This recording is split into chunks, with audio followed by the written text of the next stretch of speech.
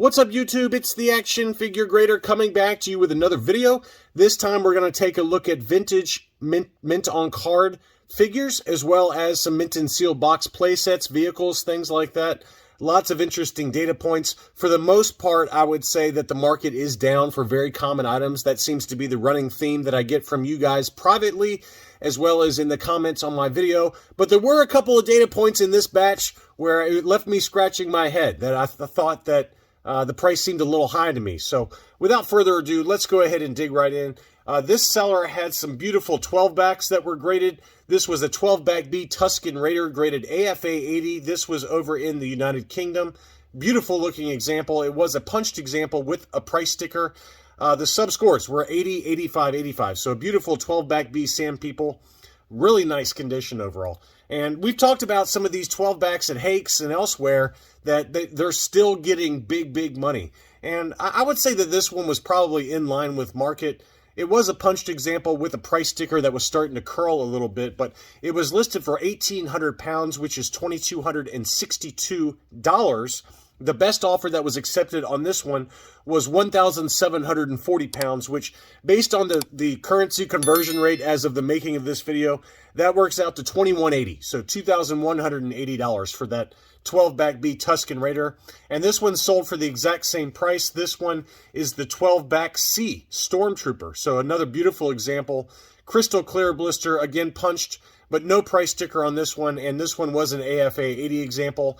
80, 80, 85 on this 12-back C Stormtrooper. And it looked to be in gorgeous condition. That Stormtrooper was still nice and minty white. Very good condition. This one was listed for 2,000 pounds. And again, this one sold for the exact same price as the Tusken Raider, 1,740 pounds, which again is $2,180 US dollars. So two really big data points. But again, based on some recent sales prices that we've seen elsewhere, I don't know if those are necessarily outside the realm of what you need to pay for a 12-back these days in high grade. So really good. Next up was a 12-back Obi-Wan Kenobi. This one was ungraded. It did have a big price sticker going through the name pill there, as you can see, and it did have a slight spider vein coming off of the hanger tab over by the price sticker, but otherwise in pretty darn good shape. I mean, this was a pretty mint example. I would guess this would get probably a 75 overall. And I thought this price was a good deal, too. $687 on 5 bids, plus $1,065 shipping on that one. I mean, assuming that one's legit, I think that was a pretty good deal. It did look like, if you look at the racetrack going left to right, it was either miscut or there's something else going on with the card back that, it could be a fake, I guess, but it looks legit to me. Everything about it screams authentic, but, I think it was just miscut.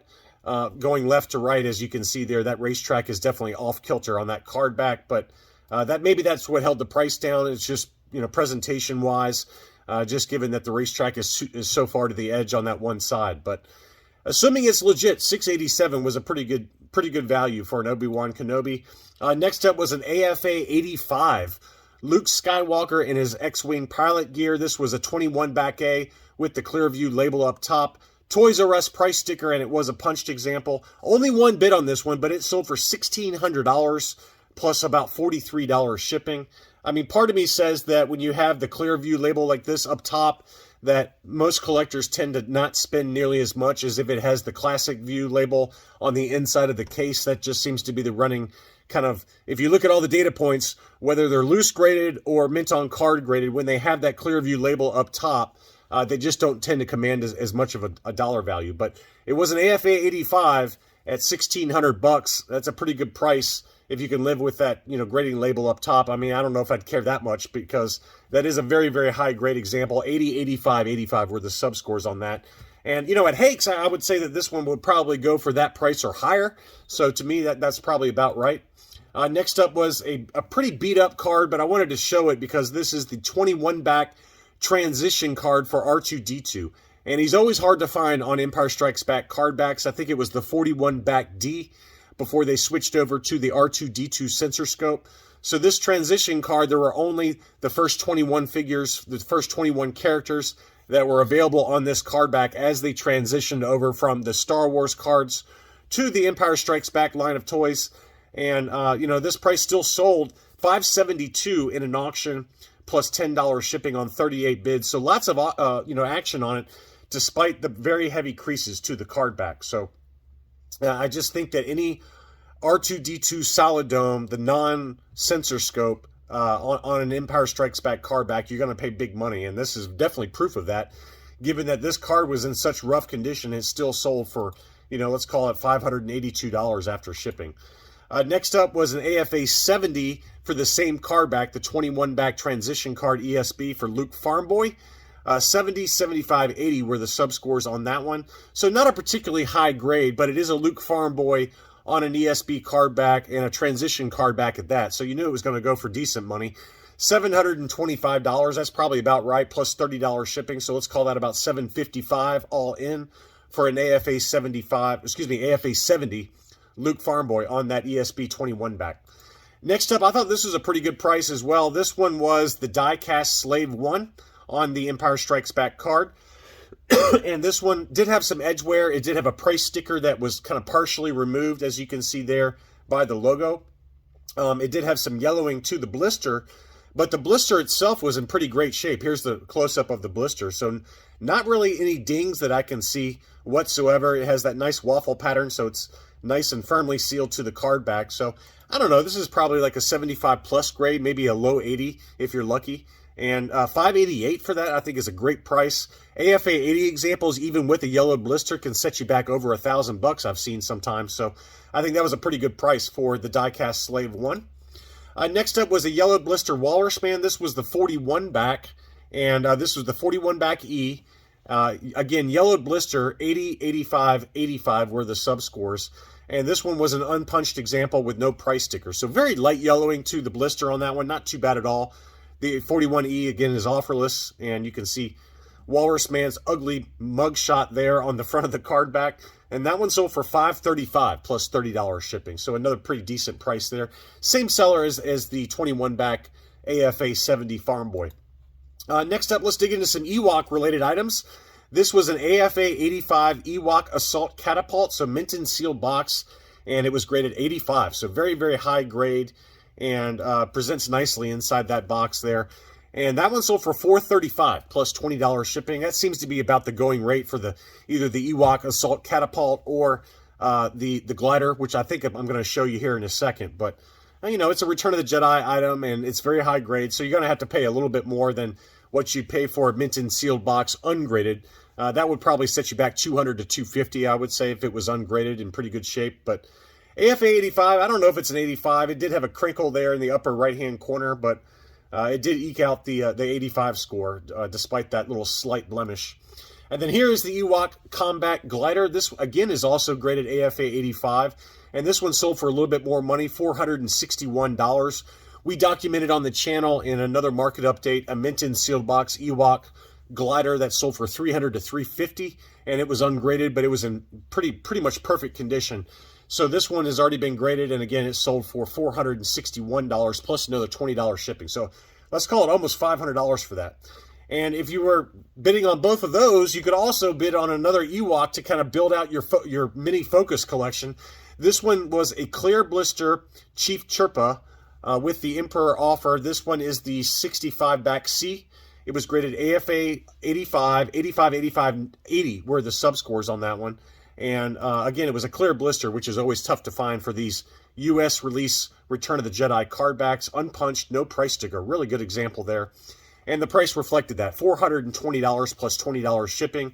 If it was a yellow blister, it'd probably cut that price in half pretty easily. I would say $250 or so. So really nice looking example there for Chief Chirpa. Next up was a Return of the Jedi packaging for the tripod laser cannon. This obviously was also first released on the Empire Strikes Back packaging. This one does tend to go for a little bit less money, obviously, since it's the Return of the Jedi. It was graded AFA 75 plus, and that one sold for $152.50. That's probably about right. I mean, ungraded, these can set you back $100 to $125 pretty easily. So you pretty much almost got it for ungraded prices, and it was graded AFA 75. So $152.50 was a good buy there, I think. Next up, this price, again, surprised me on the upper end, kind of alluding back to what I talked about at the beginning of my video. It was an AFA 80 77 back A Luke Skywalker and his Bespin fatigues. It had two huge Toys R Us price stickers, but it was unpunched, and it was a clear blister. So I think that's why it sold for so high.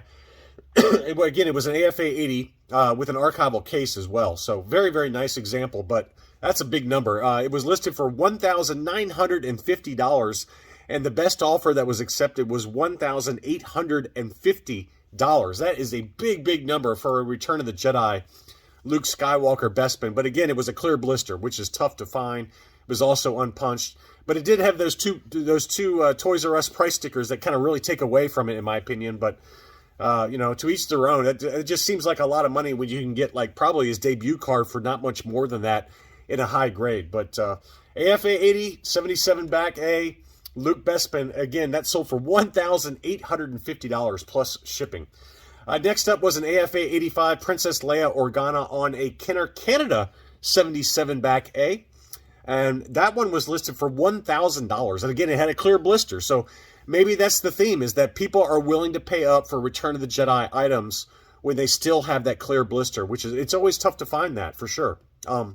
Although I do feel like the Princess Leia in her combat poncho, whether it's a Canadian card or the US card, for some reason this one does tend to show up a little bit more often with a clear blister, but it was unpunched and very, very high grade, AFA 85. It looks like it was straight 85s as well. So anytime you get those straight 85s, you're going to be paying big money for it. Again, it was listed for $1,000. The best offer that was accepted was $850. So very, very high number there. I mean, even with a slight yellow blister, I've seen these sell in high grade, maybe not an AFA 85 with straight 85 subscores, but easily half that price, $350 to $450. So big premium there for a clear blister Leia on the Kenner Canada card back. Next up, again, here's another one that kind of surprised me on the upper end. It was a CAS 85 Plus yellow blister 79 back A Luke Skywalker Jedi Knight. And it was straight 85s for the subscore, but it was a pretty heavily yellow blister, as you can see there, unpunched. It was listed for $1,000, and that was the price that it sold for, $1,000 plus $40 shipping. So to me, that seems a little high to me. I mean, I've got an AFA 85, I think, for this exact same card back, and I want to say I paid about half that price a couple of years ago. So $1,000 to me is a lot, but it is a high grade, and it's Luke. So anything Luke is going to be a little bit of a premium. But I would wager that if this was in an auction, this one would probably sell for no more than $700 to $750. But that's just a guess. What do I know? But it was certainly a beautiful example. I'm not trying to take away from how beautiful that was. 85 plus is tough to get for any mint on card, whether it's with AFA or CAS. Next up was a really beautiful example of the Cy Snoodles Max Rebo band. It was graded AFA 80, 80, 90, 90, and it still had the clear blister, which is very tough to do. Almost all of these show up with a blister that is yellowed already. So here's the grading label on that one, and as you can see, they're still with a crystal clear blister. I mean, that is factory fresh right there. Beautiful example, and it sold for big money, $1,600, $1,600 for that. And I would love to see this have been listed at Hakes, because I don't know if it would sell for any less than that. I mean, every time I see a clear blister Cy Snoodles band, whether it's graded or ungraded, they always go for big money. $1,000, $1,200. I've seen $1,400 on Facebook before. So is $1,600 for an AFA 80 example high? I don't know. Probably not. The flap on the back of it was in great shape. Let's see if we can find a photo of that. No fold on the flap whatsoever. So it did have some scuffing on the back there, as you can see on the right-hand side. And that's probably why it got the 80 grade overall. But otherwise, it was in very clean condition. And you can argue that's pretty close to case fresh. So $1,600 is the going rate for a clear blister Max Rebo, apparently.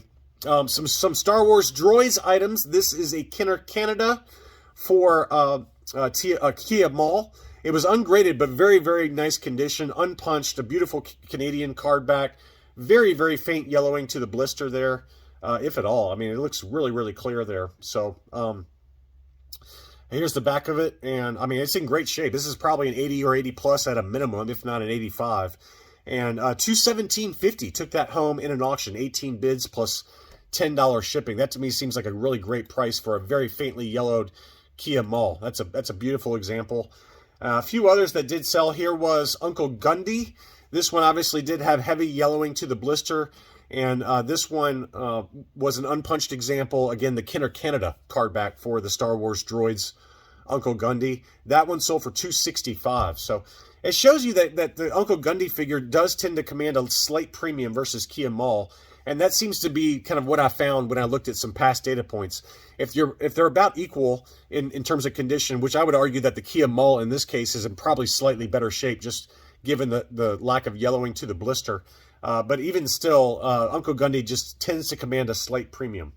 And then finally, I could not in this video without showing you this one. This was a UKG graded yellowed example for the A-Wing pilot on the Droids card bag. This is the US card bag, not the Kenner Canada like the last two, but it was only a yellowed 40, a 40 grade, but it still sold for 800 pounds, which is $1,000 US.